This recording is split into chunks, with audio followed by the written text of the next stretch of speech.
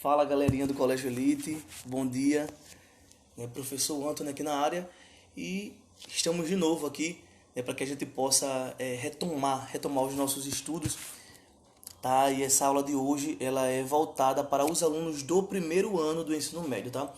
Então, nós paramos na aula passada na parte de produtos notáveis, não é isso? Então, nós estudamos os casos específicos de produtos notáveis. Eu vou só dar uma relembrada rapidinho para vocês, para que a gente possa passar direto para a fatoração, tá?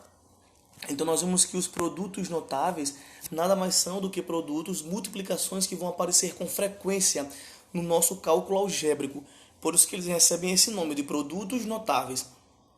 E aí, o que vai acontecer? Nós temos alguns casos que são muito comuns no cálculo algébrico. Nós temos o quadrado da soma de dois termos, nós temos o quadrado da diferença de dois termos, nós temos o produto da soma pela diferença. Antônio, eu vi também o cubo da soma e o cubo da diferença. Eu particularmente prefiro estudar esses casos lá no binômio de Newton, tá? Porque se você sabe desenvolver o quadrado da soma e o quadrado da diferença, você vai conseguir desenvolver qualquer outro caso. E quando o expoente é muito alto, a gente vai recorrer ao triângulo de Pascal. Mas isso aí só lá no segundo ano, quando a gente estiver estudando análise combinatória. Beleza? Então, nós vimos que o resultado desses produtos notáveis, o resultado de um quadrado da soma e de um quadrado da diferença, são trinômios quadrados perfeitos. Grava bem essa palavrinha aí, tá? Trinômio quadrado perfeito, que vai aparecer já já na fatoração. Então, todas as vezes que eu tenho a mais b ao quadrado, eu vou ter como resultado o quadrado do primeiro, mais duas vezes o primeiro vezes o segundo, mais o quadrado do segundo. Isso nada mais é do que um trinômio quadrado perfeito, certo? E quando eu tenho o produto da soma pela diferença, quando eu tenho a mais b vezes a menos b, eu vou ter como resultado a diferença de dois quadrados. Grava também esse nomezinho aí, tá? Então, eu vou ter como resultado a diferença de dois quadrados. A mais b vezes a menos b nada mais é do que a ao quadrado menos b ao quadrado. A diferença entre dois quadrados. Tranquilo?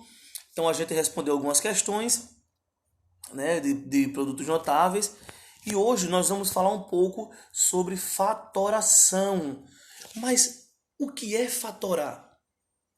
Fatorar é a gente escrever uma expressão em forma de fatores, em forma de multiplicação.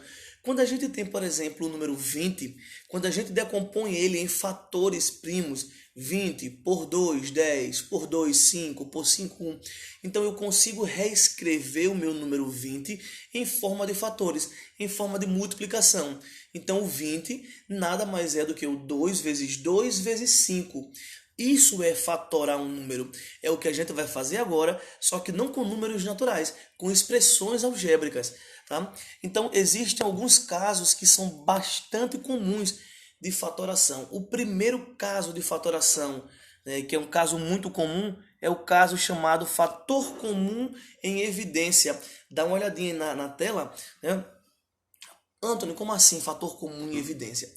Esse tipo de caso, a gente vai observar os termos da expressão. E quem é que me diz? O que é que diz quantos termos tem a expressão? Como é que eu sei? Como é que eu consigo contar os termos da expressão? Como é que eu consigo determinar se ela é um monômio, se ela é um binômio, se ela é um trinômio, se ela é um polinômio de 4 termos, de 5 termos, de n termos? Todas as vezes que aparece o sinal de mais ou o sinal de menos, todas as vezes que nós temos uma soma algébrica, nós temos ali uma separação de monômios. Então, por exemplo, o que está na telinha de vocês, ax mais bx. Esse sinal de mais, ele está separando o termo ax do termo bx. Logo, eu tenho um binômio, um polinômio de dois termos. Eu tenho dois monômios. Ax é o primeiro monômio, né, o primeiro termo. Bx é o segundo termo. Logo, eu tenho um binômio. Então, eu preciso observar nesse binômio... Desculpa. Eu preciso observar nesse binômio ax mais bx o que é que tem no primeiro termo e que também tem no segundo termo.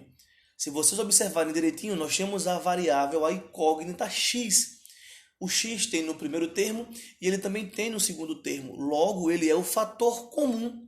Como ele é o fator comum, ele deve ser colocado em evidência, Por isso que o x está aí na frente, é uma coisa linda.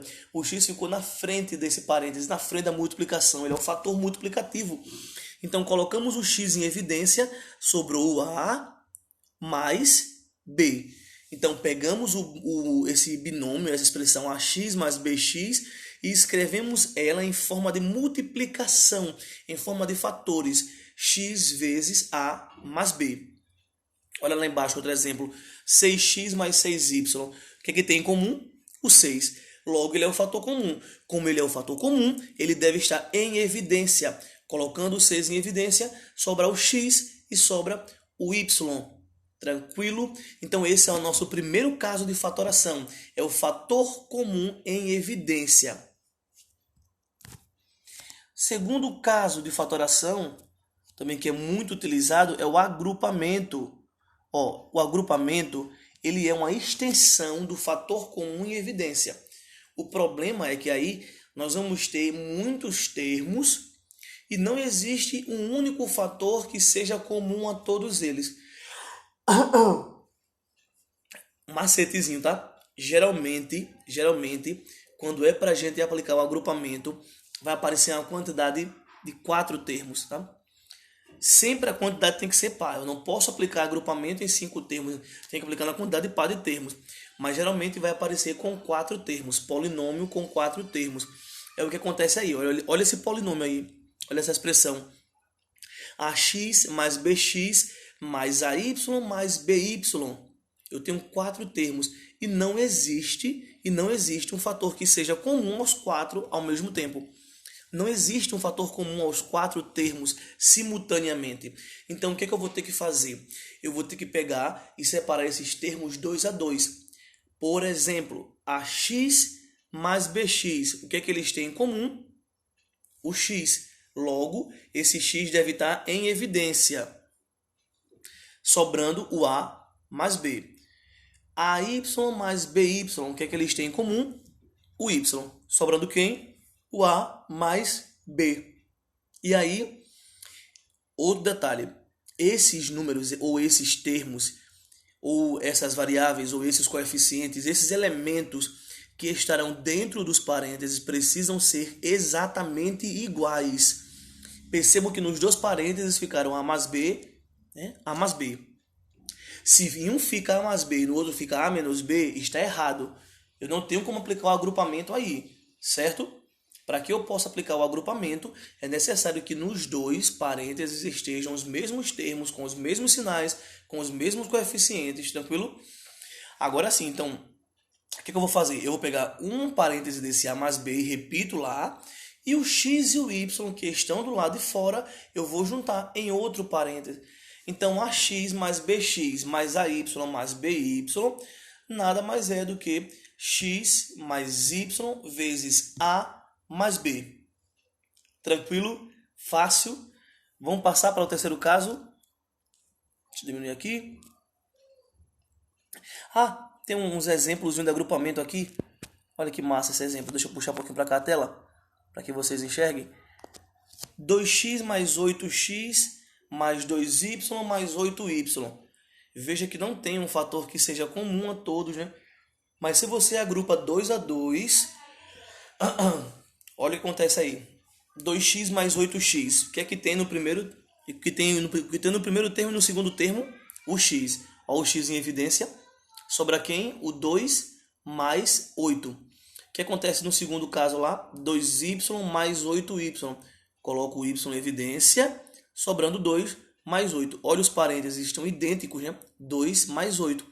Então a gente repete só um deles e a gente pega esse x mais y e coloca em outro parêntese.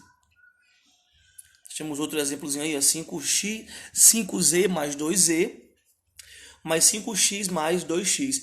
Da mesma forma, coloco o z em evidência, é isso? Ou você pode colocar também um número, se você quiser. Eu posso reagrupar isso aí. Desculpa. Eu posso reagrupar. Olha o exemplo que está aí pra gente. Eu poderia colocar o z em evidência, vou deixar o 5 mais 2, mas eu também posso reagrupar. Eu posso colocar o 5z mais 5x juntos e o 2z mais o 2x. Anthony, pode fazer isso? Claro que pode. Por que pode? Porque é uma adição E a adição é comutativa. 7 mais 3, 10. 3 mais 7 também é 10. A ordem das parcelas não altera a soma.